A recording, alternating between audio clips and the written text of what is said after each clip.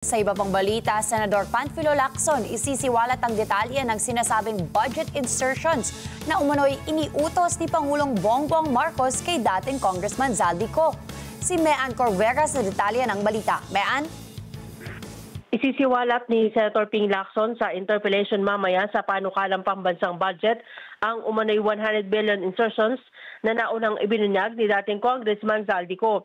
Sa naunang aligasyon niko, ang 100 billion ipinasingit umano ni Pangulong Bongbong Marcos ng isa lang sa Bicameral Conference Committee ang 2025 national budget.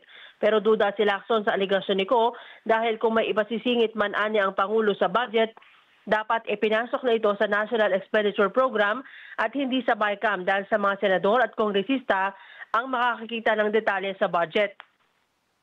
Pero tumanggi muna si Lacson na magdetalye kung may nakita sang basihan sa budget na magpapatunay o kaya magpapasinungaling sa mga aligasyon niko. Nauna nang inilabas niko ang listahan ng mga proyekto na umunay popondohan ng budget insertions umano ng Pangulo.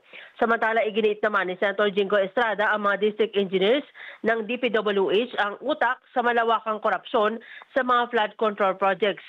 Sabi ni Estrada, kung lahat ng mga amyenda ng mga senador at kongresista sa panukalang pondo ay dumaan sa Regional Development Council at nasuri ang lahat ng mga infrastructure projects, wala sanang problema ngayon ang bansa. Narito ang bahagi ng pahayag ni Senator Jinggoy Estrada. Pag-umpisa pa lang, nung maraming mga amendments sa mga kongresista, mga senador, mga flood control projects, dapat pala nagkaroon ng partisipasyon ang Regional Development Councils para hindi na tayo nagkakaroon ng ganitong klaseng problema. Dahil sino ba ang mga mastermind ng mga ghost projects? Di ba yung mga engineers dyan sa mga DPWH? Hindi naman mga senador, hindi naman mga congressman.